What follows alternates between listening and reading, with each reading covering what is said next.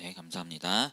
신약 어떻게 읽을 것인가 벌써 네 번째 주의 시간이 되었는데요. 이제 이번 주, 다음 주면 이 시간도 이제 마무리가 되게 됩니다. 그래서 지난 주까지는 이미 임한 나라, 이미 임한 하나님 나라라는 제목으로 사복음서와 하나님 나라 확장 원투 해서 바울의 1차, 2차 전도 여행을 살펴봤고요.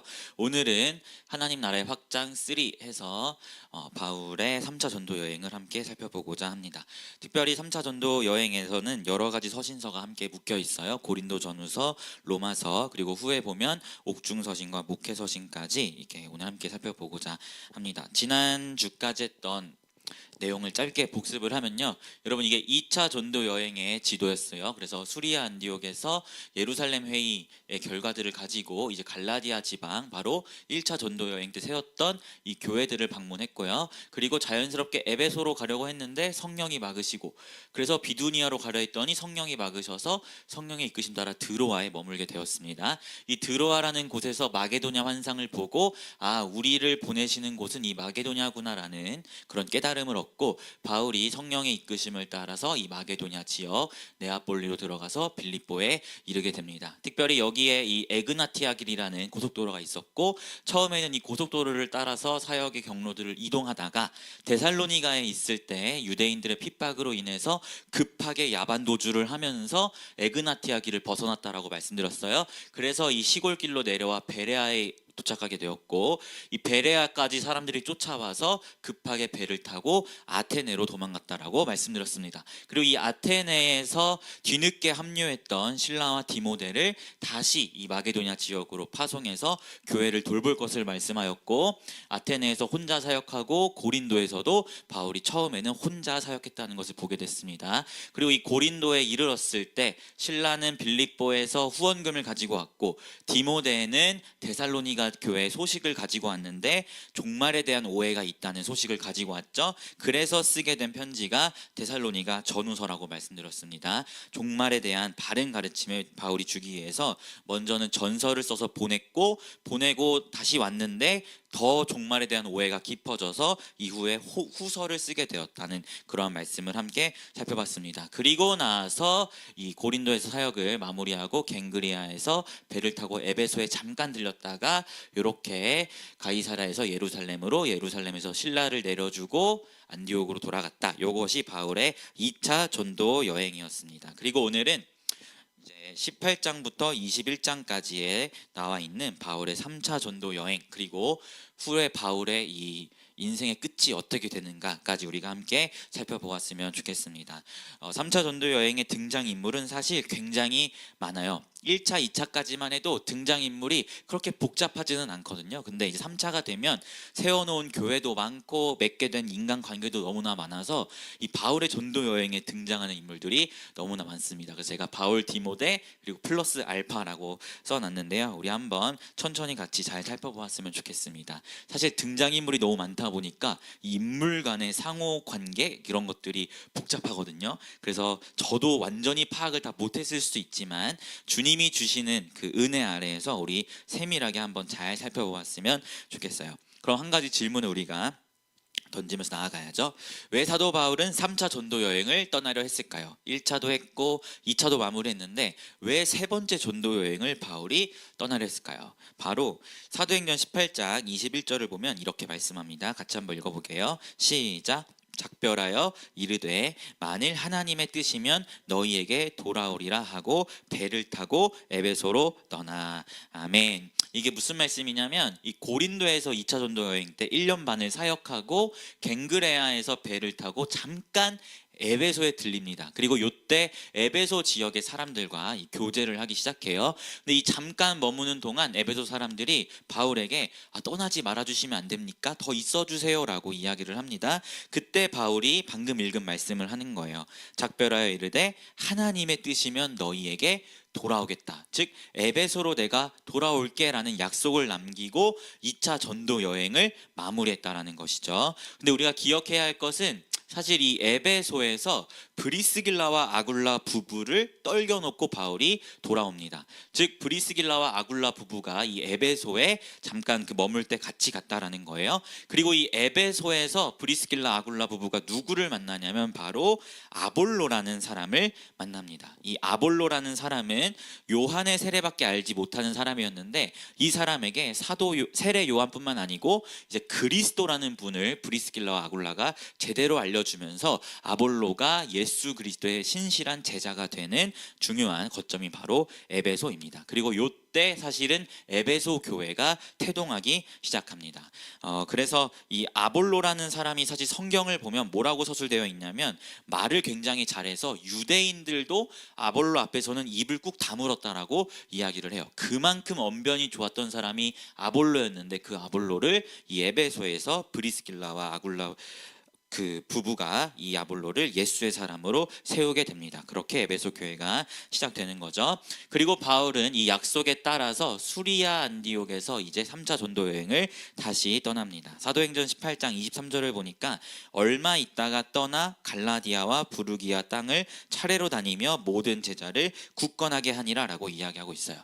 여기서 말한 이 얼마 있다가라는 이 표현은 학자들은 약 1년 정도로 추측합니다. 즉 2차 전도 여행을 끝내고 한 1년 정도 있다가 곧바로 3차 전도 여행을 떠났다라는 표현으로 서술하고 있어요. 그래서 처음에는 먼저 늘 그랬듯 이 자신이 가장 처음 세웠던 첫 제자들, 바로 갈라디아 지역에 있는 교회들을 먼저는 돌아보면서 그 지역에 있는 제자들의 믿음을 굳건하게 합니다. 그리고 이렇게 갈라디아 지역을 따라가다 보면 자연스럽게 서쪽에서 만나는 도시가 바로 에베소입니다. 사실은 원래 2차 전도 여행 때 이렇게 가려고 했는데 성령이 막으셔서 못 갔던 그 에베소에 바울이 드디어 세 번째 전도 여행 때 가게 되는 거예요. 그래서 에베소에서의 바울의 사역을 우리가 함께 살펴봤으면 좋겠는데요. 여러분, 바울의 3차 전도 여행은 약 4년 정도의 시간이 걸렸다라고 이야기하는데 그 중에서 3년을 에베소에서 지냅니다. 즉 4년이란 시간 중에 가장 많은 시간을 할애했던 것이 에베소라는 것이죠. 지금까지 1차 전도 여행, 2차 전도 여행에서도 진짜 가장 오래 있었던 것이 사실은 고린도 1년 반 정도였는데 그 고린도에서보다도 2배 많은 시간을 에베소에서 바울이 사역한다는 것을 보게 돼요. 그리고 이 에베소에서 이제 선교팀이 여러 명이 합류하는데요. 사실 제가 플러스 알파라고 써놨고 이 5명의 인물들을 써놨지만 이 인물들 외에도 더 많은 사람들이 사실은 에베소에서 바울의 선교팀에 합류합니다. 하지만 그 중에서도 도드라지게 보이는 사람들, 이 5명을 먼저 여러분에게 좀 설명을 드렸으면 좋겠어요. 첫 번째로 이 아볼로는 아까 말씀드렸듯이 브리스길라와 아굴라 부부에 의해서 그 에베소에서 그리스도인이 된 사람이었습니다. 이 사람은 말을 엄청 잘하는 사람이어서 유대인들까지도 이 사람 앞에서는 입을 감히 열지 못했던, 그 정도로 언변이 화려했던 사람이 아볼로였어요. 그리고 두 번째로 이 에라스도라는 사람은 어떤 사람이냐면 고린도 지역, 고린도시의 재정을 담당했던 최고 재무관이 바로 에라스도였습니다. 실제로 1929년에 이 고린도 지역을 고고학자들이 연구하다가 한 석판을 발견하게 되는데 그 석판에 뭐라고 쓰여 있냐면 에라스도가 이 도로를 자기 사비로 깔았다라는 그런 문구가 발견돼요. 고고학적으로. 그만큼 이 당시 에라스도라는 인물은 재력이 있었고 고린도시의 이런 재정을 감당했을 만큼의 엄청나게 정치적으로도 높은 사람이 에라스도였습니다. 그런데 이 정치적으로도 높은 자리에 있었던 이 사람이 신기하게도 바울의 심부름꾼과 같은 역할을 굉장히 순종적으로 잘 감당해요. 바울이 어떤 일이 있을 때 네가 좀 가라 라고 하면은 에라스도가 순종하면서 바울의 명령을 따라서 이 사역들을 도우며 나아갑니다. 어떻게 보면 정치적으로 높은 사람이 그렇게 행하기가 쉽지 않은데 에라스도의 참 멋있는 모습을 우리가 보게 되는 것이죠. 그리고 세 번째로 보게 되는 인물은 아리스다고인데요. 이 아리스다고는 데살로니가 지역에서 사역을 했을 때 바울이 이제 만났던 했던 사람입니다. 쉽게 말하면 아리스토고는 사도 바울의 보디가드와 같은 사람이었다고 생각하시면 좋을 것 같아요. 바울이 어디를 가든 아리스토고는 그림자처럼 함께하고, 심지어 바울이 고난 중에 있을 때도 함께하고, 감옥에 갈 때도 함께하고, 사형을 당할 때도 함께 사형을 당합니다. 그 정도로 사도 바울 곁에서 끝까지 함께하면서 바울을 지켰던 사람이 아리스토고입니다. 그리고 네 번째로 가이오는, 이 사람은 쩐주입니다. 쩐주. 돈이 굉장히 많은 사람이어서 선교팀에게 선교센터도 제공하고, 그 선교센터에서 숙박과 숙식까지 다 해결해주는 굉장히 재정적으로 풍요로웠고, 선교팀의 재정적인 지원을 아낌없이 행했던 사람이 바로 가이오라는 사람이고요. 마지막으로 브리스길라와 아굴라는 고린도에서 만났던, 원래 로마 지역에서 살았던 사람들인데 글라우디오 황제의 추방 명령에 의하여 고린도로 이제 쫓겨 내려왔던, 거기서 텐트를 지으며 있었던 바로 그 부부입니다. 이 5명 외에도 더 많은 인물들이 에베소에서 바울의 선교팀에 합류를 하는데 두드러지게 이 인물들이 드러나게 됩니다. 특별히 에베소에서 바울이 어떻게 사역하는가 우리가 말씀을 보면은 알 수 있는데요. 사실 우리가 지금까지 사도 바울의 사역의 모습이 제가 회당 중심 사역이라고 말씀드렸어요. 그래서 1차 전도 여행 때도 그랬고 2차 전도 여행 때도 회당에 들어가서 거기에 있는 유대인과 경건한 이방인들에게 구약에 대한 말씀을 설명해 주면서 그들을 회심시키는 회당 중심의 사역들을 행했는데요. 에베소에서도 동일했습니다. 처음에 3달은 회당에 가서 사역을 해요. 회당에 들어가서 말씀을 가르치는데 중요한 건 유대인들이 굉장히 호의적이지 않았던 거예요. 막 비방하고 바울을 모욕하고 이런 일들을 하니까 바울이 더 이상 이제 화가 나서 회당 중심의 사역을 행하지 않습니다. 그리고 회당 중심 사역에서 벗어나서 여러분이 잘 알고 있는 두란노 서원에서 이제 말씀을 가르치기 시작해요. 이 두란노 서원이 무엇이냐면 그 당시에 사설 철학 학원이라고 생각하시면 됩니다. 그 철학을 가르치는 학원에 강의실을 빌려다가 바울이 이제 말씀을 가르치는 두란노 서원을 중심으로 이제 말씀을 가르치는 것이죠. 그런데 흥미로운 건 이 두란노 서원에서 날마다 강론하니라라는 이 말 앞에 제자들을 따로 세웠다라는 말을 쓰고 있다는 거예요. 이것을 오늘날 표현으로 이야기하면 분립개척을 시작했다라고 이해하시면 좋습니다. 여기 보면 아시아에 사는 자는 유대인이나 헬라인이나 주의 말씀을 다 들었다라고 이야기하는데 이게 무슨 말이냐면 이 분립개척을 바울이 시작했다라는 거예요. 그래서 이 에베소를 중심으로 이 주변의 아시아에 있는 도시들에 이 제자들이 들어가서 이 교회들을 개척하는 일들을 행하기 시작합니다. 그리고 이 교회가 여러분이 잘 알고 있는 사도 요한이 요한계시록에 편지를 보내는 바로 그 초대 7교회가 바로 이 교회들이죠. 그리고 여기 나와 있는 이 교회들 외에도 뭐 에바브로라는 사람은 골로새 교회를 세우고 이 바울의 에베소를 중심으로 하여서 제자들이 이렇게 흩어지면서 여러 가지 교회들을 개척합니다. 그래서 이 제자들을 따로 세우고를 우리는 분립개척을 했다라고 이해할 수 있는 거죠. 그리고 성경은 그 모습을 아시아에 있는 사람은 유대인이나 헬라인이나 모두가 주의 말씀을 들었다라고 표현하고 있는 것입니다. 즉 바울 혼자 교회를 개척하는 게 아니고 이제는 두란노 서원에서 바울에게 배운 제자들이 나아가서 그들이 또 다른 교회를 개척하는 제자가 제자를 낳는 이러한 영적인 재생산의 모습이 바울의 3차 전도 여행 가운데 나타났다라는 것을 우리가 보게 되는 것입니다. 이러한 일들이 에베소에서의 바울의 사역의 모습이었어요. 그리고 에베소에서 또 어떤 일이 있냐면 이 말씀을 보면 마술을 행하던 많은 사람이 책을 모아 가지고 와서 모든 사람 앞에서 불사르니 그 책값을 계산한 즉 은이 5만이나 되었다라고 이야기하는데 어떤 사건이냐면 사실 마술사들이 이 바울 앞에서 책을 불태우는 사건이 일어나요. 이 일이 왜 일어나냐면 바울이 이 에베소에서 사역할 때 놀라운 기적의 역사들이 굉장히 많이 일어납니다. 어느 정도냐면 바울에게 있었던 손수건을 사람에게 이렇게 덮기만 해도 그 사람이 병이 낫는 이런 기적적인 이야기들이 너무나 많이 일어나요.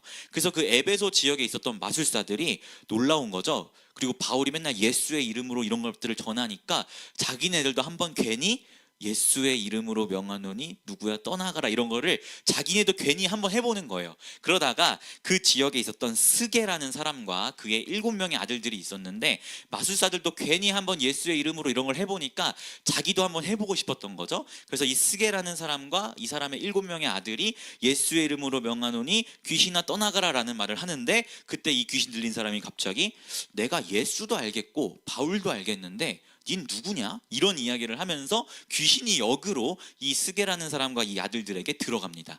이 사건을 보고 마술사들이 깜짝 놀란 거죠. 아, 우리 괜히 예수의 이름으로 따라하거나 이래서도 안 되겠고, 또 예수의 이름에 이렇게 능력이 있구나라는 것을 이 사람들이 경험하게 되면서 바울 앞에서 마술책을 다 불태우는 그러한 사건들이 에베소에서 일어납니다. 그만큼 에베소에서의 바울의 사역은 말씀을 가르치는 것에서도 엄청난 일들이 있었고, 또 기적적인 역사에서도 엄청난 일들이 있었던 굉장히 다이나믹한 사역이 에베소에서 이루어졌다는 것을 우리가 보게 됩니다. 그리고 이러한 사역들이 이제 성경 가운데 서술되고 난 후에 갑자기 사도행전 19장 21절에 이런 말씀이 등장해요. 우리 한번 같이 읽어볼게요. 시작. 이 일이 있은 후에 바울이 마게도냐와 아가야를 거쳐 예루살렘에 가기로 작정하여 이르되 내가 거기 갔다가 후에 로마도 보아야 하리라 하고. 아멘.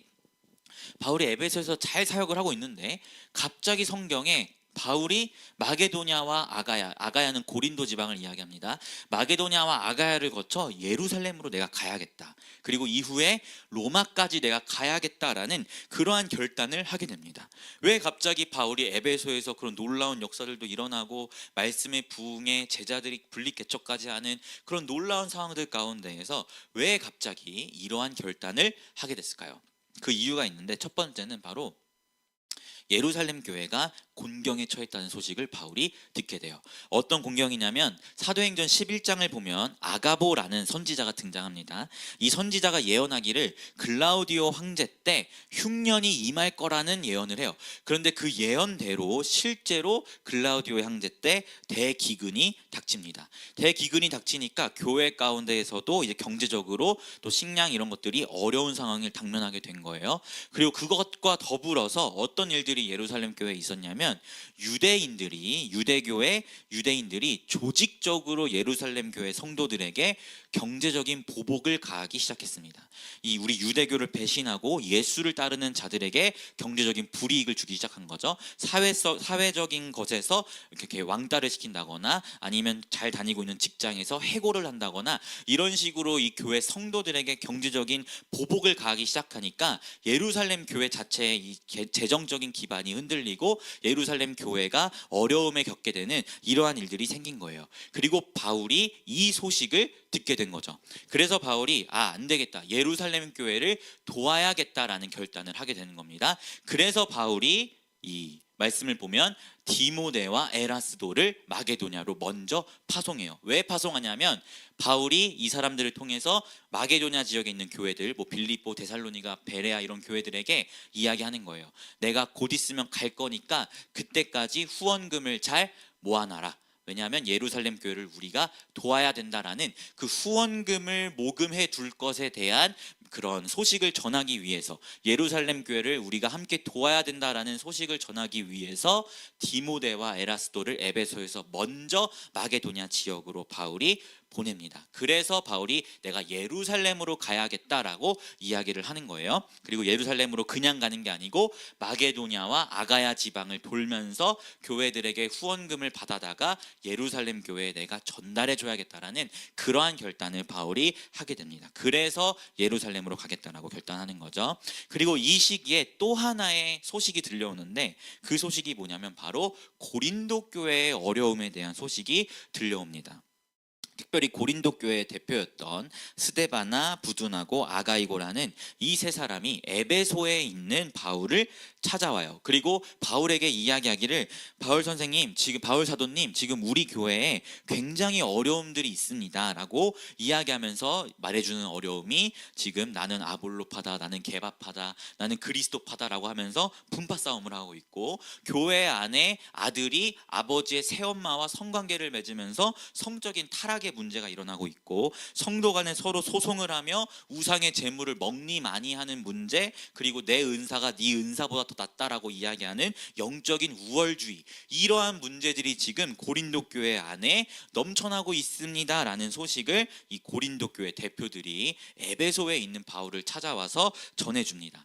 그래서 바울이 이 소식을 듣고 쓴 편지가 바로 고린도 전서인 거예요. 어디서요? 에베소에서 말이죠. 에베소에서 고린도 교회 대표들의 이야기를 듣고 쓴 편지가 고린도 전서라는 것입니다. 그래서 여러분이 고린도 전서 이야기를 조금만 잘 생각해 보면 딱 요런 이야기가 담겨 있죠. 1장 2장에는 분파 싸움 하지 마라. 그리고 뭐 6장 정도 넘어가면 성적인 타락에 대한 부분, 7, 8, 9장의 성도 간의 소송과 또 우상 제물 문제, 그리고 나중에 뭐 13장, 12장 가면은 은사에 대한 이야기. 그래서 뭐 여러 가지 은사가 있지만 사랑이 없이 행하면 울리는 꽹과리와 다를 게 없다라고 하면서 여러 가지 이야기들을 여러분이 알고 있는 그 고린도전서를 이러한 문제에 대해서 서술을 합니다. 그리고 고린도전서 마지막에 보면 바울이 이렇게 이야기해요.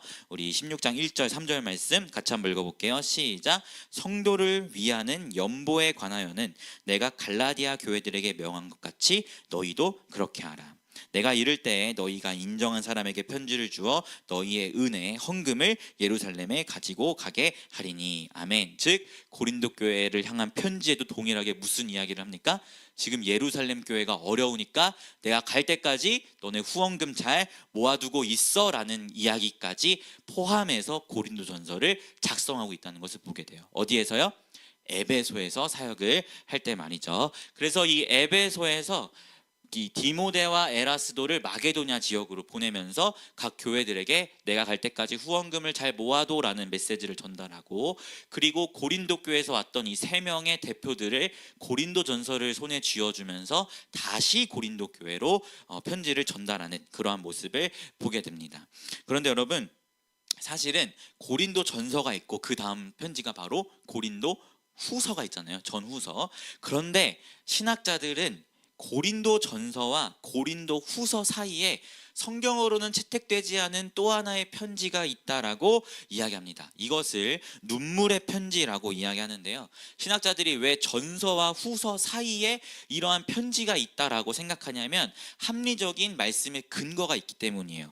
고린도후서 2장 4절을 보면 이렇게 이야기해요. 바울이 고린도 후서입니다. 내가 마음에 큰 환난과 애통이 있어 많은 눈물로 너희에게 썼노니 이는 너희로 하여금 근심하려 한 게 아니요 오직 내가 너희를 향하여 넘치는 사랑이 있음을 너희로 알게 하려 함이라라고 이야기를 합니다. 즉 바울이 고린도 후서를 쓰기 전에 눈물로 쓴 편지가 하나 있다라는 것을 본인이 직접 언급하고 있어요. 그런데 고린도 전서는 눈물의 편지라기보다는 그런 교회의 어려운 문제들을 두고 혼내는 편지에 더 가깝거든요. 그런데 그것이 아니라 눈물로 쓴 편지가 있다라는 것을 바울이 이야기하고 있음을 보게 됩니다. 그래서 학자들은 이 전서와 후서 사이에 성경으로는 채택되지 않은 눈물의 편지라는 것이 존재한다라고 이야기를 하는 거예요. 이게 사실 어떻게 된 일인가, 그 상세한 이야기를 여러분에게 말씀드리면, 이 이야기는 사도행전에는 나오지 않지만 고린도 후서 이런 것들을 잘 조합하면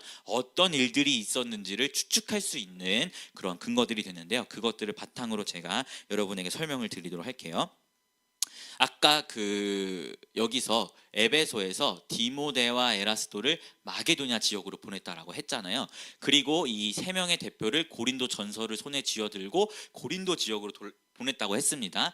그리고 이 디모데가 마게도냐 지역을 돌면서 후원금 준비하세요라고 이야기를 하고 이렇게 고린도에 방문을 하게 된 거예요. 그런데 이 고린도에 방문을 했고, 이 고린도는 이미 고린도 전서를 받아서 바울의 가르침을 받았음에도 불구하고 여전히 그 문제에서 벗어나지 못하고 있다는 것을 디모데가 보게 됩니다. 그리고 디모데도 자기도 어쨌든 바울의 제자고 영적인 리더니까 이 고린도 교회를 가르치고 치리해 보려고 굉장히 애를 썼어요. 그런데 디모데의 성격이 여러분이 잘 알다시피 소심한 사람이라고 성경에서 잘 나오잖아요. 아무래도 이 디모데가 소심한 사람이었기 때문에 고린도 교회를 치리하고 가르치는 것에 있어서도 디모데의 말을 잘 이 사람들이 듣지 않았던 겁니다. 그래서 디모데가 이 소식을 가지고 에베소로 돌아와요. 그리고 이 에베소에서 바울에게 소식을 전해주는 거죠. 고린도 교회 성도들이 그 대표들을 통해서 고린도 전서를 이미 받았는데, 그리고 내용을 다 읽었음에도 불구하고 자신들의 죄악에서 여전히 떠나지 않고 있습니다. 그리고 저도 잘 가르치려고 해봤는데 제 이야기도 잘 듣지 않습니다라는 이야기를 바울에게 전달합니다. 그래서 바울이 생각을 해요. 그러면 내가 한번 갔다 와야겠다. 디모데 말은 안 들어도 내 말은 듣겠지. 내가 직접 고린도에 나타나면 성도들이 내 말은 듣겠지라고 생각하면서 에베소에서 기습적으로 고린도를 한번 갔다 와요. 이것이 어떻게 알 수 있냐면 고린도후서 13장을 보면 이렇게 바울이 기록합니다. 내가 이제 세 번째 너희에게 가겠다라고 서술하고 있어요. 지금 바울이 고린도에 우리가 알고 있는 지식에서는 몇 번 갔어요? 2차 전도 여행 때 한 번 간 게 전부예요. 그런데 바울이 2차 전도 여행 때 가고 그 다음 방문이 이 고린도 후서의 방문이라면 사실은 두 번째 방문이라고 표현하는 게 맞잖아요. 그런데 고린도 후서를 보내고 나서 이후의 방문을 세 번째 방문이라고 표현하고 있다는 거예요. 그 말은 이 사람이 고린도에 기습적으로 한번 갔다 왔다라는 이 반증이 고린도 후서에서 발견하게 된다는 것이죠. 그래서 바울이 기습적으로 고린도 교회에 가서 이 고린도 교회의 문제를 가지고 치리를 합니다. 근데 중요한 것은 고린도 교회가 말을 들어야 되는데 바울이 기습적으로 찾아갔음에도 불구하고 말을 듣지 않았어요. 바울의 말도 듣지 않았습니다. 특별히 그곳에 있었던 이단 지도자가 바울에게 굉장히 모욕적인 언사와 모욕적으로 대하고 또 고린도 교회 성도들에 대해서 이 선동을 하기를 저 인간은 사도도 아니고 특별히 돈만 밝히는 사기꾼이다라는 그러한 모함을 하기 시작해요. 그도 그럴 것이 바울이 고린도전서 끝에 무슨 이야기를 했다고 말씀드렸죠? 후원금에 대한 이야기를 했잖아요. 예루살렘 교회를 위한 후원금을 모아놔라 이런 이야기를 했잖아요. 그런 이야기를 하다 보니까 이 거짓 교사들은 바울이 그거 자기가 가지려고 하는 거다, 제 돈만 밝히는 사기꾼이다, 이런 식으로 교회 앞에서 바울을 책망하고 굉장히 모욕감을 줍니다. 바울이 현장에 있음에도 불구하고. 근데 중요한 건 고린도 교회 성도들이 바울 편을 들지 않는 거예요. 바울을 변호해 주지도 않고 그냥 냉소적인 태도로 교회가 임하는 거예요. 그래서 바울도 자기가 가면 무언가 일이 괜찮아질 줄 알았는데 전혀 아무런 일도 일어나지 않고 오히려 냉소적인 교회의 반응을 보고 그냥 에베소로 돌아온 거죠. 그래서 쓴 편지가 눈물의 편지라는 것입니다. 얼마나 슬펐겠어요. 자기가 2차 전도 여행 때 그렇게 고생하면서 세운 교회인데 그 교회 성도들이 거짓 교사들의 말을 듣고 나를 사기꾼으로, 돈만 밝히는 사기꾼으로 몰아가고 나에 대한 냉소적인 태도로 대하니까 얼마나 상처도 있고 사실은 얼마나 슬펐겠습니까? 그래서 그 슬픈 내용을 담은 편지가 눈물의 편지라고 학자들은 이야기를 하는 겁니다. 그리고 이 눈물의 편지를 다시 고린도 교회에 전달을 하는데요. 이번에는 어떤 사람을 통해서 전달하냐면 바로 디도라는 사람을 통해서 고린도 교회에 편지를 전달합니다. 왜 바울은 디도를 보냈을까요? 사실은 그 이유가 있는데요. 여러분, 나중에 바울이 4차 전도 여행을 스페인까지 갔을 때 그 가는 길에 크레타 섬이라는 그레데 섬이라는 곳을 개척합니다. 그때 디도랑 같이 개척을 하는데요. 그 크레타 섬이라는 그 섬에 사는 사람들을 디도서를 보면 어떻게 표현하냐면 악한 짐승과 같고 거짓말쟁이고 게으름뱅이들이라고 표현해요. 즉 굉장히 무법지대와 같은 섬이 크레타 섬이었다라는 것을 보게 됩니다. 그런데 그 크레타 섬을 누구에게 맡기냐면 바로 디도라는 사람에게 맡겨요. 그것을 통해서 우리가 알 수 있는 것은 이 디도라는 사람은 소심했던 디모데와는 다르게 조금은 강했던 사람으로 보여집니다. 그러니까 악한 짐승과 같은 크레타 사람들을 디도에게 맡기죠. 이 교회 자체를. 그만큼 강했던 사람이 디도이기 때문에 눈물의 편지를 이 강인한 사람 디도에게 이 손에 쥐어주고 고린도 교회에 전해줘라 라고 이 디도를 보내는 겁니다. 그렇게 디도를 통해서 고린도 교회가 편지를 전해받게 되는 거예요.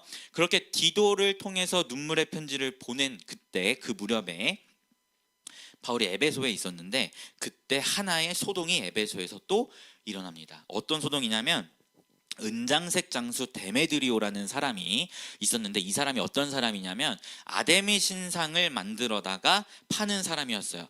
에베소라는 지역은 아데미 신상이 굉장히 그 우상이 판을 치던 곳이었습니다. 그런데 아까 말씀을 통해서 알다시피 아시아에 있는 사람들은 다 예수 그리스도의 복음을 듣고 또 놀라운 구원의 역사들이 일어났잖아요. 그럼 그 사람들이 예수를 믿으면 아데미 우상을 따르겠어요? 버리겠어요? 버리겠죠. 그러면 우상을 만들어 파는 데메드리오 입장에서는 자신의 경제적인 수단이 바울 때문에 다 끊어지게 된 거예요. 그러니까 이 데메드리오가 마음에 안 들었던 거죠. 그래서 자기와 비슷한 업종에 있는 이 아데미 신상을 가지고 먹고 살았던 사람들을 막 모아다가 폭동을 일으킵니다. 그래서 이 폭동 가운데에 그 바울의 선교팀이었던 가이오와 아리스다고를 잡아 끌고 가요. 그래서 바울이 그 자기의 팀원들이 끌려가니까 자기도 그 사람들을 구하려고 막 뛰쳐가려고 하거든요. 근데 그때 제자들이 선생님 가시면 진짜 지금 큰일 난다고, 절대 가시면 안 된다고 바울을 뜯어 말려요. 그런 이야기가 사도행전에 나옵니다. 그런데 감사하게도 에베소 지역의 서기장이었던 사람이 이 폭도들을 설득을 해요. 너네 이거 이렇게 하지 말고 합법적으로 법으로 이 사람들을 이렇게 해결해라. 왜 굳이 폭력을 쓰려고 하냐? 우리 법대로 하자라는 이야기를 하면서 이 폭동을 잘 이제 마무리시킵니다. 그래서 큰 일 없이 다행히 이 폭동이 마무리되는데요. 어쨌든 바울은 에베소에서 사역을 마치고 마게도냐에서 후원금을 가져다가 예루살렘으로 가려고 했기 때문에 이 일 이후에 에베소라는 지역을 이제는 벗어나게 됩니다. 3년 만에 떠나게 돼요. 그래서 자기가 계획했던 대로 에베소를 떠나서 이 드로아라는 항구에서 배를 타고 다시 이 빌립보 마게도냐 지역으로 들어가게 됩니다. 그런데 이 마게도냐 지역의 이 빌립보에 갔을 때 드디어 누가 돌아왔어요? 누가 돌아왔을까요? 바로 아까 눈물의 편지를 보냈던 디도가 돌아옵니다. 그리고 디도가 이야기하기를 다행히 고린도 교회 성도들이 회개를 하고 다행히 잘 돌아왔다라는 좋은 소식을 전해줘요. 디도가 역시 강인한 사람이에요. 어쨌든 이 디도를 통해서 이 또 눈물의 편지를 통해서 고린도 교회 성도들이 다시 돌아왔다라는 이야기를 전해줍니다. 그래서 바울이 그 이야기를 듣고 쓰는 편지가 바로 뭐다? 그게 고린도 후서라는 겁니다. 즉 전서와 후서 사이에 성경에 들어있지 않은 하나의 편지가 있다는 것이죠. 그래서 이 고린도 전서는 에베소에 썼다면 고린도 후서는 빌립보에 있을 때 디도에게 소식을 듣고 쓴 편지가 바로 고린도 후서입니다. 즉 빌립보에 썼다는 것이죠. 그래서 고린도 후서의 내용이 뭐냐면 돌아와줘서 고맙다. 이제 다시 사명으로 일어나 보자. 그리고 우리 예루살렘 교회 우리가 도와야 된다. 후원금 잘 모아라. 그리고 그곳에서 나를 모욕했던 거짓 교사들 내가 가만두지 않겠다라는 그러한 통첩, 이러한 이야기들이 고린도 후서에 기록됨을 우리가 보게 됩니다. 그리고 이 고린도 후서를 다시 디도 손에 들려서 고린도 지역에 고린도 교회에 이 사람을 보내게 되는 것이죠. 즉 바울은 빌립보에서 고린도 후서를 썼다는 것을 우리가 보게 됩니다. 그리고 성경은 굉장히 짧게 바울이 마게도냐 지역을 돌았고 아가야 지역을 돌았다 이렇게 굉장히 짧게 서술하면서 이곳에서 바울이 후원금을 거뒀다는 이야기를 서술합니다. 그래서 먼저는 이 마게도냐 지역 빌립보, 데살로니가, 베레아에 있는 교회들로부터 후원금을 받았고, 그리고 이 아가야에 있는 고린도에서 또 후원금을 받아요. 그런데 바울이 이 고린도에 갔을 때 다시 거기에 3달 정도를 머뭅니다. 사도행전 20장을 보니까 헬라에 이르러 거기 3달 동안 있다가라고 서술합니다. 여기서 말하는 이 헬라가 아가야 지방 고린도를 이야기해요. 즉 고린도에 3달 동안 조금 더 머물렀다는 거죠. 당연히 머물렀겠죠. 왜냐하면 지금 고린도 교회랑 바울 사이에 뭔가 불편함이 있잖아요. 아무리 눈물의 편지를 보내고 뭐 돌아왔다고 해도 어쨌든 이 교회와 나 사이에 무언가 풀어야 할 일들이 있기 때문에 3달이란 시간 동안 고린도에 머물면서 다시금 잘 추스리고 성도들을 다독이면서 다시금 교회를 잘 세워보고자 하는 그러한 시간으로 바울이 이 3달을 머문다는 것을 보게 됩니다. 그런데 이 3달에 머무는 중간에 또 하나의 편지를 쓰는데 그 편지가 뭐냐면 바로 로마서입니다. 로마서. 왜 바울이 이때 로마서를 쓰냐면 아까 우리가 읽은 말씀인데요. 사도행전 19장 21절에 예루살렘으로 갔다가 어디까지 가겠다고 결단해요? 내가 로마도 봐야겠다라고 결단을 합니다. 바울은 이렇게 결단한 이유가 사실은 3차 전도 여행을 끝나고 스페인까지 4차 전도 여행을 떠날 계획을 가지고 있었어요. 그런데 스페인을 가려면 반드시 로마 교회의 서포트가 필요했습니다. 그런데 중요한 건 여러분이 지금까지의 전도 여행을 봐서 알겠지만 바울이 전도 여행을 가졌던 지역은 갈라디아 지방, 마게도냐 지방, 아가야 지방이 전부예요. 로마까지는 가지도 않았어요. 그럼 로마 교회와 바울이 서로 아는 사이예요?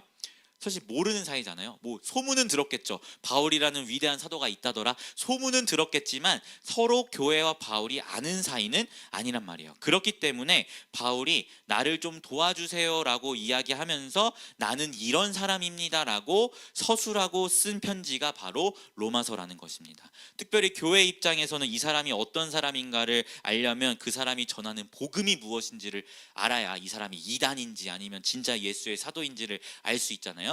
그래서 로마서의 내용이 거의 복음에 대한 이야기인 거예요. 왜냐하면 바울이 내가 전하는 복음은 이러한 복음입니다. 당신들이 믿고 따르는 그 복음과 내가 전하는 복음과 다른 것이 아니고 동일한 복음입니다. 우리는 예수 안에서 가족입니다. 나를 도와주세요라는 편지로 로마서를 썼기 때문에 로마서의 내용이 바울의 그 복음에 대한 신학의 정수가 거기 안에 담겨 있다는 것을 보게 됩니다. 즉 바울은 로마를 지나서 스페인까지 가고자 로마서를 이 고린도에서 머무는 3달 동안 그 기간에 썼다는 것을 보게 되는 것이죠.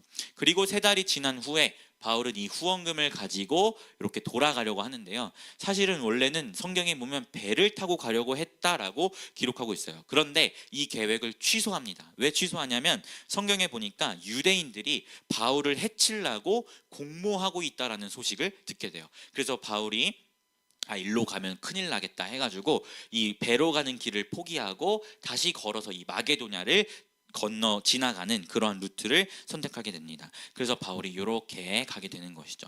그런데 성경을 보니까 이렇게 가는 루트 가운데 이런 사람들이 함께합니다. 베레아의 사람 소바더, 데살로니가 사람 아리스타고와 세군도, 그리고 더베 사람 가이오, 디모데와 아시아 사람 두기고와 드로비모 막 이런 사람들이 이 선교팀에 갑자기 막 등장해요.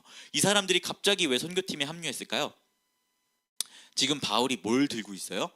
굉장히 많은 돈을 가지고 있어요. 돈을. 지금 바울이 돈을 가지고 아가야 지방부터 마게도냐를 지나서 예루살렘까지 가야 된단 말이에요. 그럼 바울이 가지고 있는 이 돈이 강도들의 위협이 되겠어요? 안 되겠어요? 당연히 위협이 되겠죠. 그래서 사실은 이 마게도냐 지역에서 후원금을 받을 때마다 사람들이 하나씩 붙어요. 그래서 베레아에 갔을 때 베레아 사람 부로의 아들 소바더가 붙고, 데살로니가에 갔을 때 아리스타고는 원래 함께 했었으니까 세군도라는 사람이 붙고, 이런 사람들이 붙으면서 바울의 이 후원금을 전달하는 여행을 지켜주는 어떻게 보면 경호팀이 여기에 합류하게 되는 것이죠. 그래서 바울이 이 고린도부터 마게도냐를 지나서 예루살렘까지 후원금을 안전하게 전달할 수 있도록 이 바울을 경호하는 사람들이 함께 한다라는 것을 우리가 말씀을 통해서 보게 됩니다. 그래서 이 루트를 따라서 빌립보 또 네아폴리까지 갔다가 여기 드로아로 오게 돼요. 근데 이 드로아에서 여러분이 너무나 잘 알고 있는 유두고 사건이 일어나죠. 바울이 설교하는데 꾸벅꾸벅 창틀 졸다가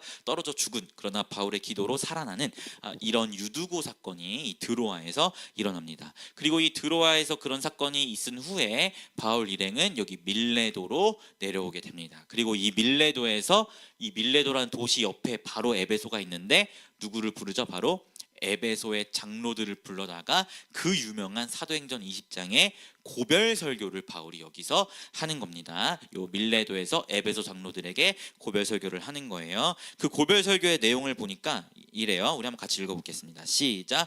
보라, 이제 나는 성령에 매여 예루살렘으로 가는데 거기서 무슨 일을 당할지 알지 못하노라. 오직 성령이 각 성에서 내게 증언하여 결박과 환난이 나를 기다린다 하시나 내가 달려갈 길과 주 예수께 받은 사명 곧 하나님의 은혜의 복음을 증언하는 일을 마치려 하면은 나의 생명조차 조금도 귀한 것으로 여기지 아니하노라. 아멘. 이 유명한 설교를 밀레도에서 에베소 장로들에게 하는 겁니다.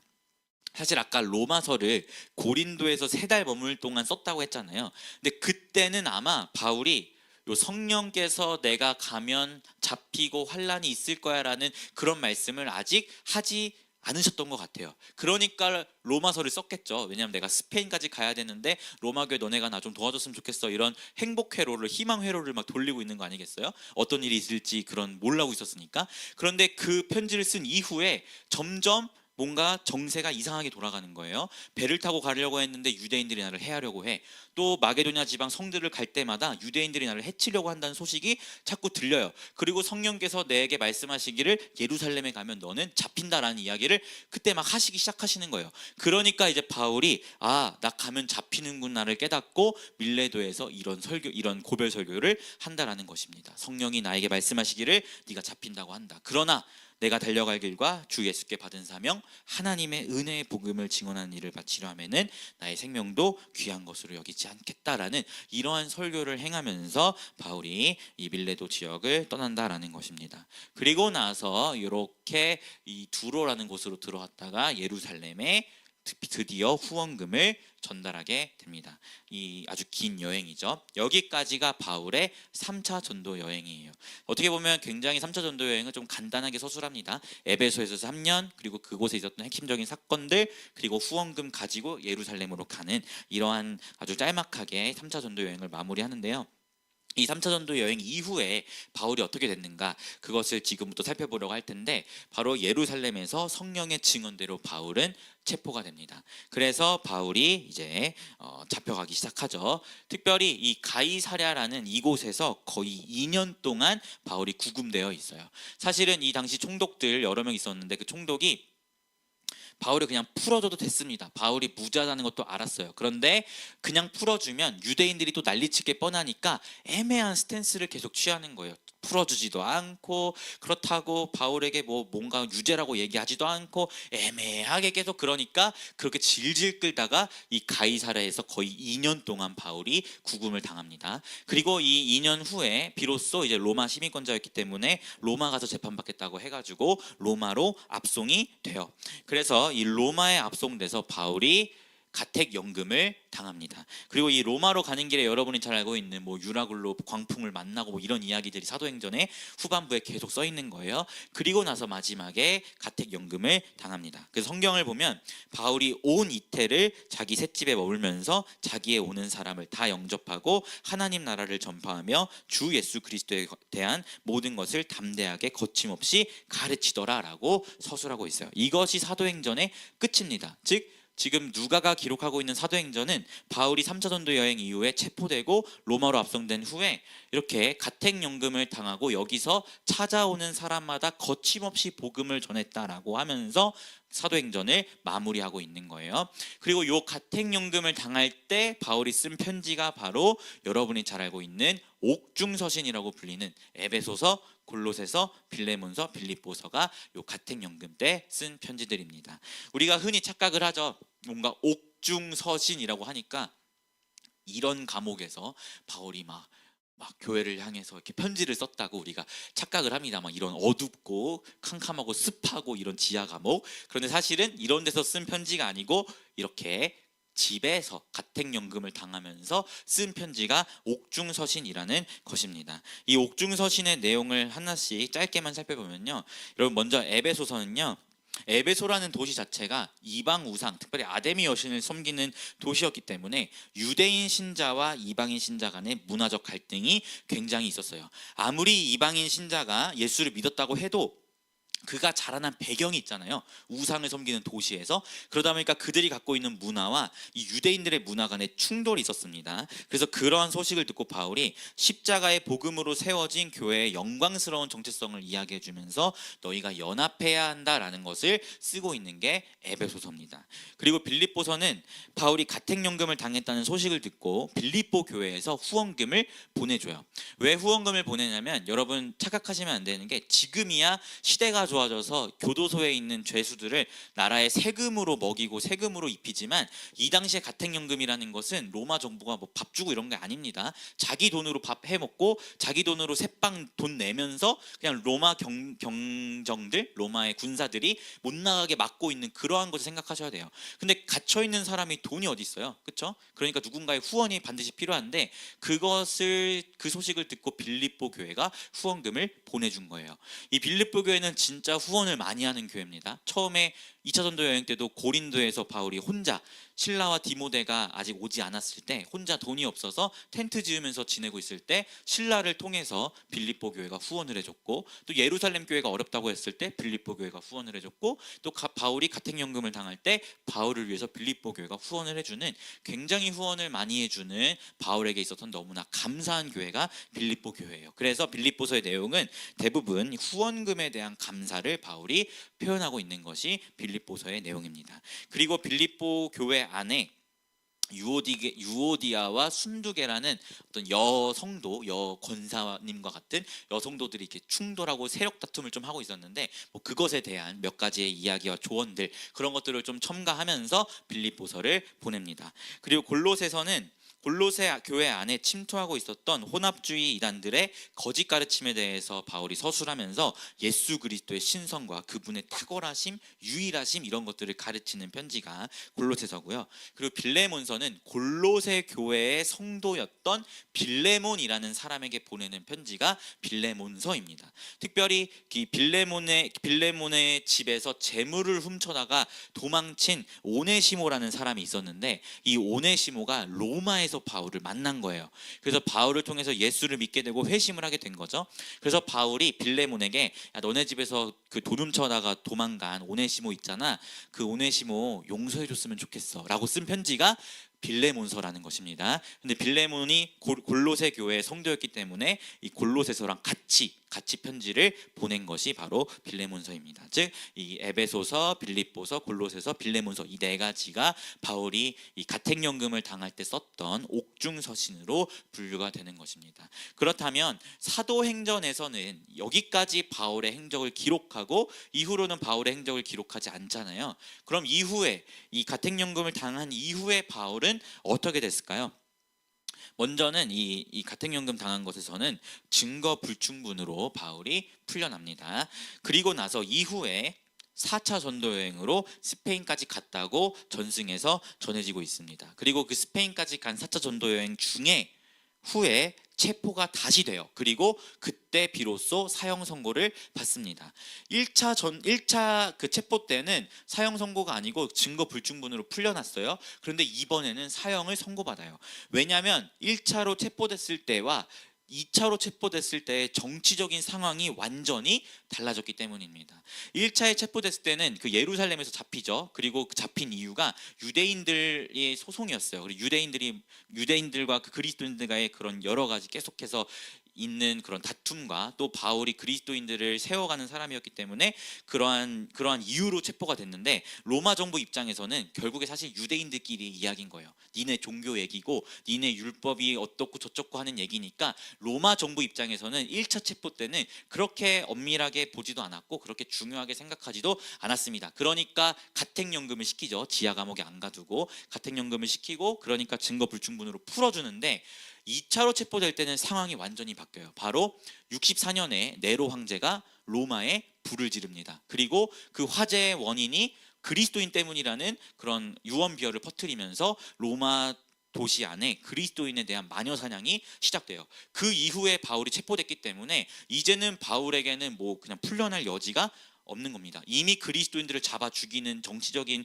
그런 마녀 사냥이 이루어지는 와중에 그들을 세워가는 위대한 사도가 어떻게 그냥 풀려나겠어요? 그러니까 이때는 아까 갔던 그런 어둡고 습하고 캄캄한 지하 감옥에 갇히면서 이제 사형을 기다리게 되는 그러한 상황이 펼쳐지게 됩니다. 그리고 요때 이 어둡고 캄캄한 지하 감옥에서 쓴 편지가 바로 목회서신이라는 거예요. 디모데 전후서 그리고 디도서가 바로 목회서신입니다. 디모데 전후서는 에베소 교회를 목회하고 있었던 디모데에게 쓴 편지고요. 디도서는 크레타 섬에서 목회하고 있었던 디도에게 쓰는 편지가 목회서신입니다.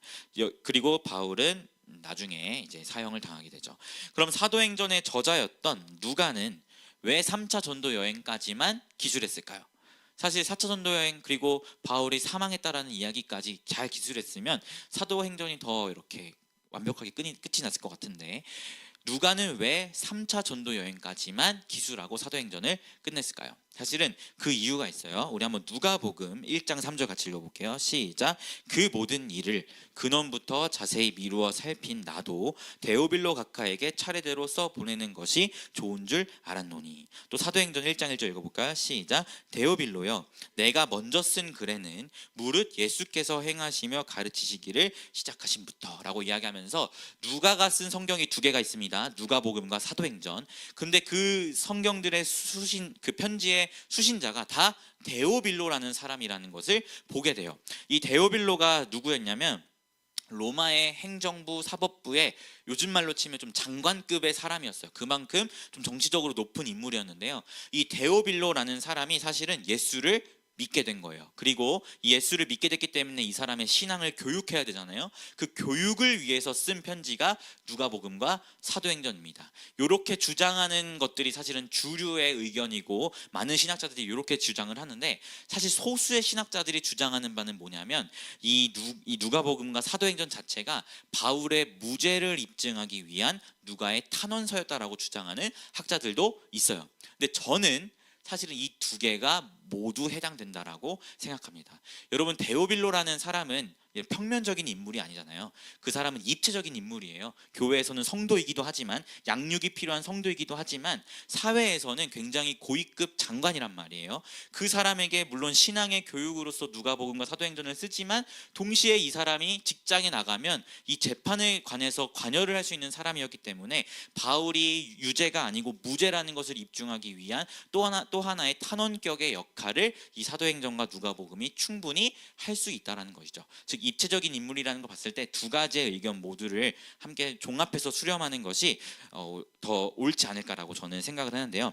즉 바울이 1차 체포 당시에 누가가 이제 바울의 무죄를 입증하기 위해서 쓴 탄원서, 그리고 데오빌로를 교육하기 위해 쓴 신앙 교육서가 누가복음과 사도행전이었기 때문에 3차 전도 여행까지만 기록하고 있는 겁니다. 왜냐하면 이 누가의 기록 시기 자체가 1차 체포 당시, 즉 예루살렘에서 가이사라에서 2년, 로마에서 가택연금 2년, 이 4년 사이에 쓴 책이기 때문에 이후의 이야기는 담고 있지 않다는 것을 우리가 보게 되는 것이죠. 그리고 바울은 67년에 목이 잘리는 형벌로 사망을 하게 됩니다.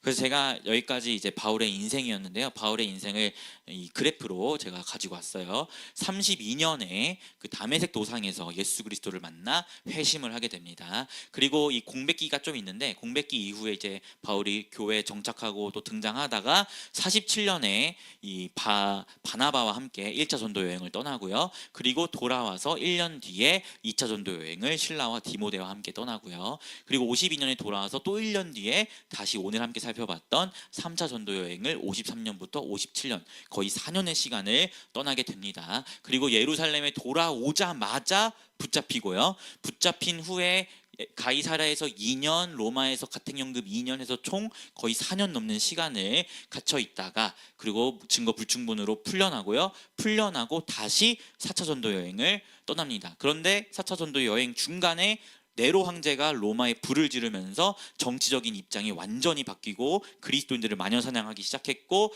그 과정 가운데 바울이 다시 체포가 되어서 67년에 사형을 받게 되는 그러한 일들이 일어나고 있다는 것을 우리가 보게 됩니다. 참 바울이라는 사람의 인생이 참 어떻게 보면 대단하죠. 복음만을 위해서 살았다는 것이 이 그래프에서 보이는 것 같아요. 짧게는 거의 1년 정도만 잠깐 쉬고 다시 전도 여행을 떠나고, 아니면 감옥에 갇혀 있고, 거의 이런 식으로 바울의 인생이 펼쳐지고 있는데, 그렇게 위대했던 사도의 인생을 우리가 함께, 또 하나님이 어떻게 이 사도를 이끌어 가셨는지를 지난 3주의 시간 가운데 함께 살펴봤습니다.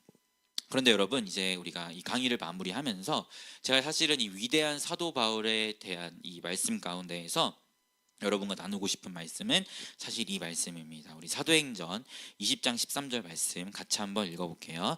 시작. 우리는 앞서 배를 타고 앗소에서 바울을 태우려고 그리로 가는 이를 바울이 걸어서 가고자 하여 그렇게 정하여 준 것이라. 아멘. 제가 이 말씀 가운데에서 여러분과 나누고 싶은 것은 배를 타고 앗소에서 바울을 태우려고 했다라는 바로 이 부분이에요. 이게 지금 어떤 말씀이냐면, 여러분, 아까 마게도냐 지역에서 후원금을 가지고 고린도에서 후원금을 가지고 3달 동안 머물다가 이로 가면은 유대인들이 해할까봐 이렇게 돌아갔다고 했죠. 그리고 이 드로아에 머물렀다고 했어요. 여기서 유두구 사건이 있었어요.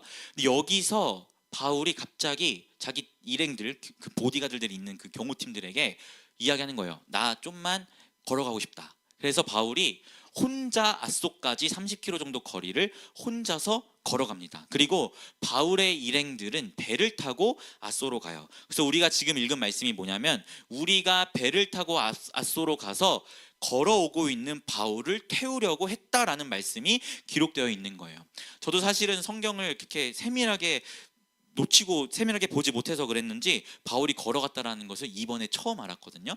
근데 보니까 바울이 여기서 같이 안 가고 혼자 걸어갔다라는 것을 보게 됩니다. 근데 저는 이것을 보면서 바울이 왜 걸어갔을까? 이것에 대한 이제 묵상을 하기 시작한 거죠.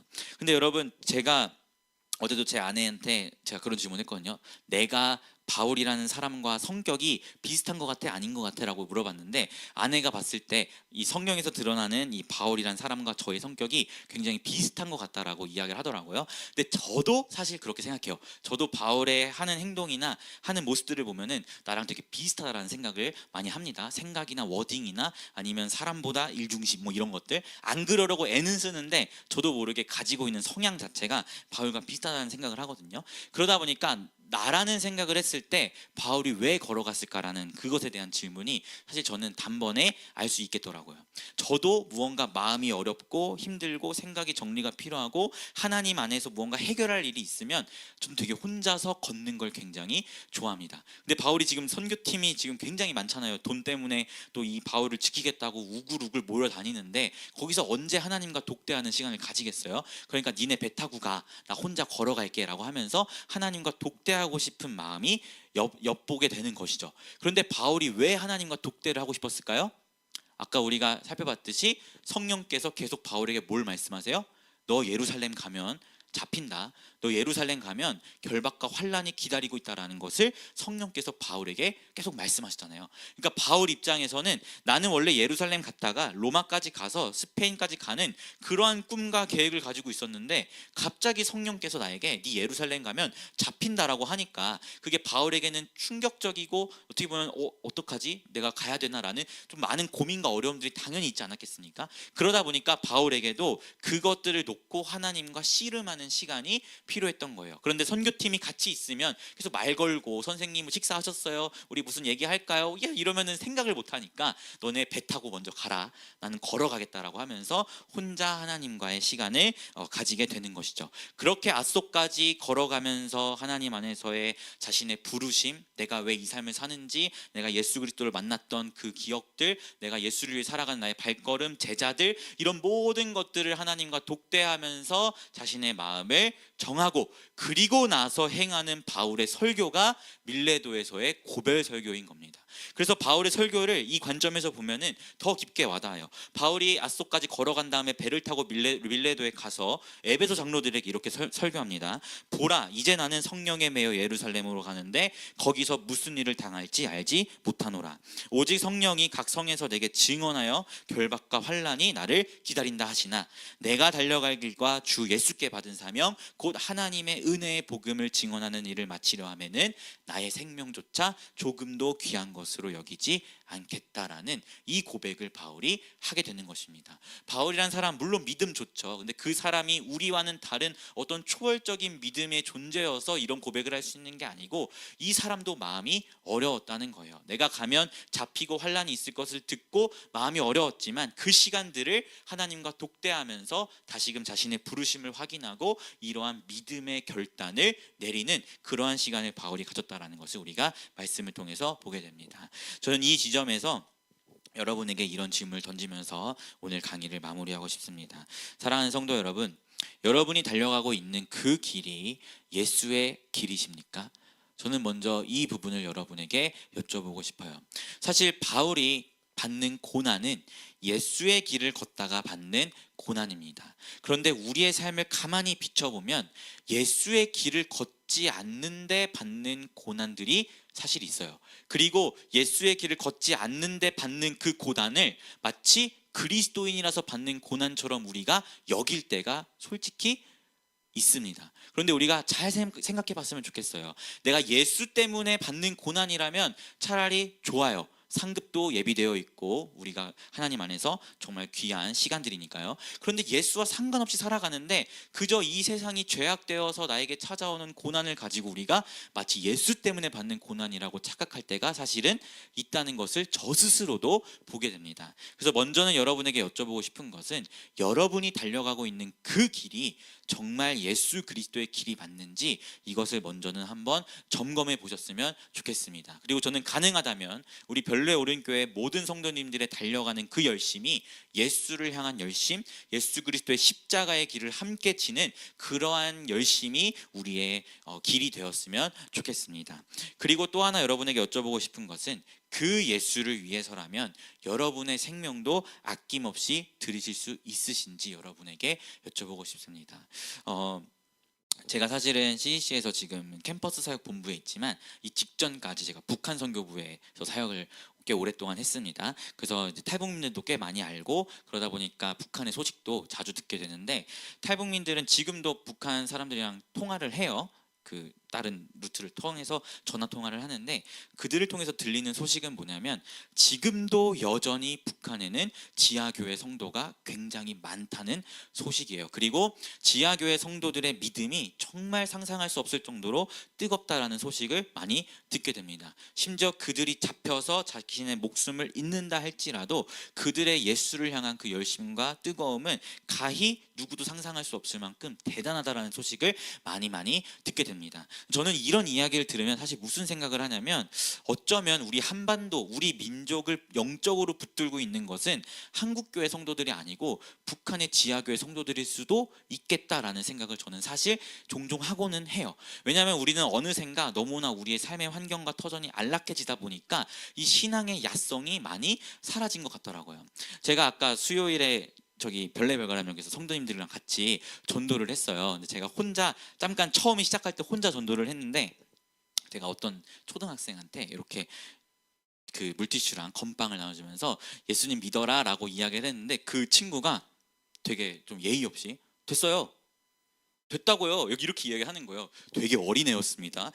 순간 욱하기도 했지만 그 순간에 제 마음이 바로 어떤 마음이 들었냐면 전도하기 싫다라는 마음이 가장 먼저 들었습니다. 사실 됐어요, 그거 싫어요 라는 이거는 북한이나 아니면 바울에 비하면 핍박도 아니잖아요. 그냥 흘려보내면 되는 건데 그것조차도 제 스스로가 감당하기가 참 어려운 유약한 성도구나라는 것을 제 스스로가 깨닫게 됐어요. 근데 어느 순간 우리가 예수를 위해서라면 이러한 생명도 아깝지 않다라는 이런 야성 있는 고백을 잃어버리고 굉장히 온실 속의 화초와 같은 성도들이 되어버렸다라는 것을 좀 보게 되었습니다. 그래서 저는 우리가 이 시간 다시 한번 결단하기는 예수를 위해서라면, 예수의 그 길을 위해서라면 나의 생명도 아깝지 않다라는 그러한 믿음의 고백을 드리고, 고백뿐만 아니라 나의 삶도 정말 그렇게 하나님께 내어드릴 수 있는 그러한 우리가 되자라고 여러분에게 도전드리고 싶습니다. 이거 결코 쉽지 않아요. 바울도 쉽지 않았어요. 그러니까 아소까지 내가 혼자 가고 싶다라고 이야기하면서 하나님과 치열한 싸움, 또 씨름을 하지 않았겠습니까?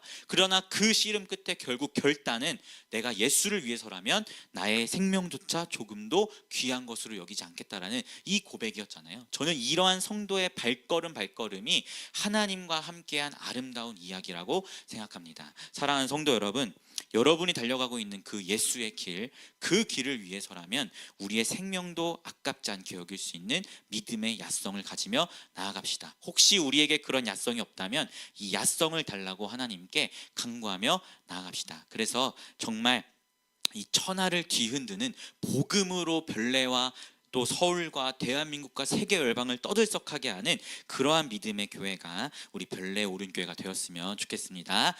아멘. 우리 같이 찬양하며 나아갔으면 좋겠는데요. 제가 생각했을 때 여러분은 아마 이 찬양을 모르실 것 같다는 생각이 들어요. 그럼에도 불구하고 제가 이 찬양을 왜 가지고 왔냐면 오늘 이 내용과 너무 찰떡이라서 이 찬양을 안 할 수가 없겠더라고요. 조금은 어려우실 수도 있지만 가사 한 구절 한 구절을 좀 묵상하면서 우리 배운다는 마음으로 같이 하나님 앞에 고백하며 나아가도록 하겠습니다.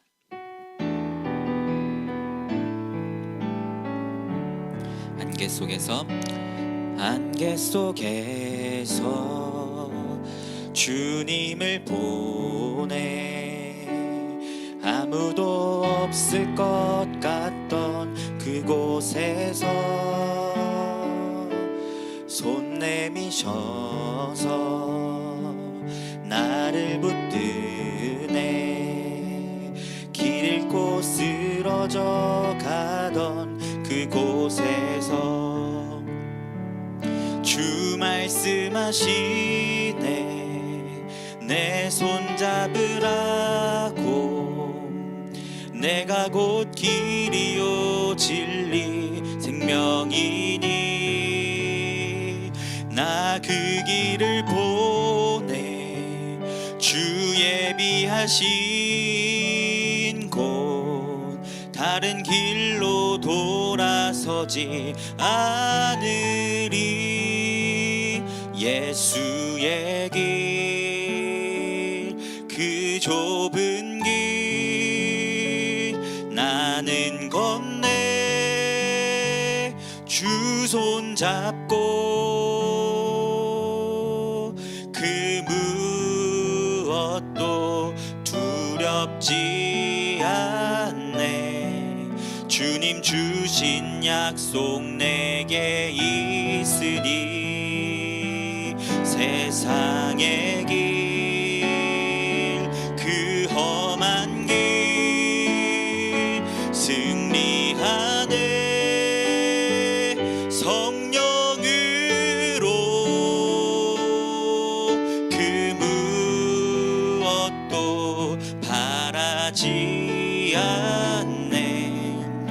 저 하늘에 내 소망 있으니 예수의 길, 예수의 길, 그 좁은 길 나는 건네.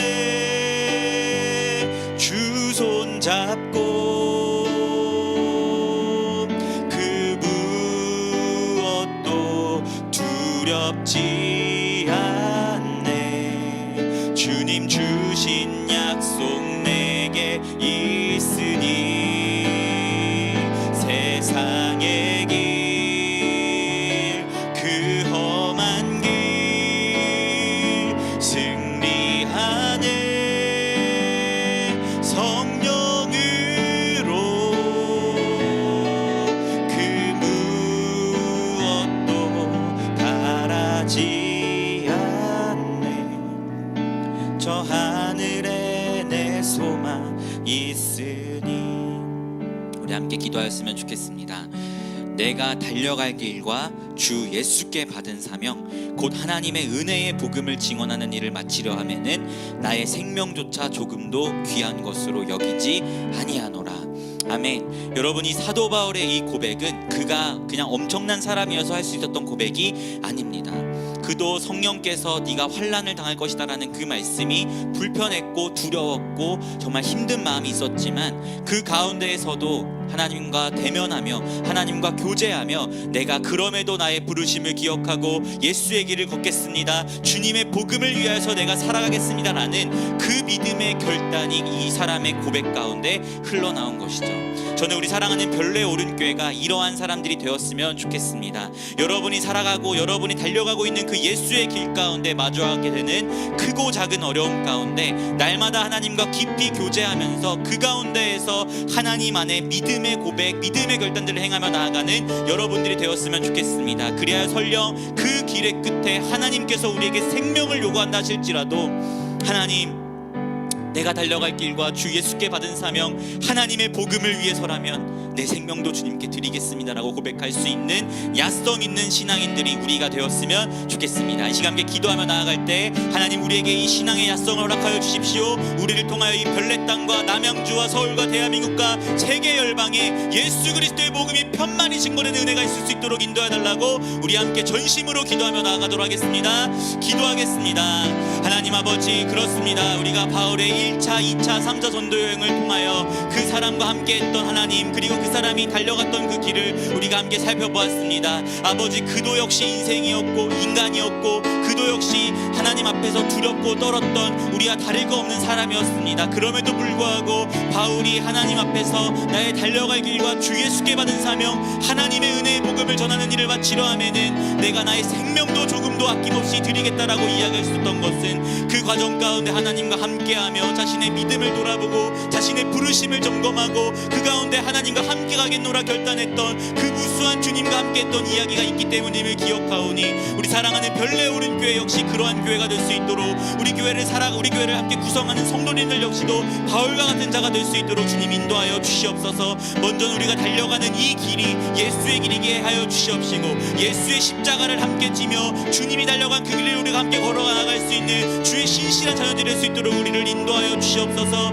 그리고 그 길 가운데 어떠한 고난과 핍박과 어려움이 찾아온다 할지라도 그 가운데서 하나님을 붙들고 하나님을 의지하며 하나님과 함께 교제하며 우리의 믿음의 결단과 고백을 드릴 수 있는 자가 될 수 있도록 인도하여 주시옵시고 그렇게 예수를 위하여 달려가는 우리의 발걸음을 통하여 이 별내 땅과 남양주와 서울과 대한민국과 세계 열방 가운데 예수 그리스도의 영광과 그리스도의 복음이 완만하게 증거되는 은혜와 역사들이 일어날 수 있도록 주님 인도하여 주시옵소서. 설령 이 끝에 하나님께서 우리에게 생명을 요구한다 할지라도 내가 달려갈 길과 주 예수께 받은 사명, 하나님의 은혜의 복음을 전하는 일을 마치려 하면은 나의 생명도 아낌없이 주님께 드리겠습니다라는 이러한 야성 있는 신앙인들이 우리가 될 수 있도록 하나님 능력 허락하여 주시고 힘과 성령의 크고 놀라운 은혜를 허락하여 주시옵소서. 하나님 아버지 감사합니다. 하나님의 은혜로 우리가 바울의 1차, 2차, 3차 전도 여행을 함께 살펴보았습니다. 아버지 우리도 역시 바울과 같이 하나님 예수의 길을 달려가기를 소망합니다. 그리고 그 예수의 길 가운데 어떠한 어려움이 찾아온다 할지라도 하나님과 교제하며 부르심을 붙잡고 예수의 십자가를 다시 한번 지겠노라 결단하며 나아가는 믿음의 사람들이 되기를 소망합니다. 그래야 우리 교회를 통하여 우리 주변의 수많은 사람들이 예수 그리스도를 보게 되고 예수의 나라가 우리 교회를 통하여 세워지는 은혜가 넘쳐날 수 있도록 주님 함께하여 주시옵소서. 감사드리며 예수님의 이름으로 기도합니다. 아멘. 주기도문 하심으로 마치도록 하겠습니다.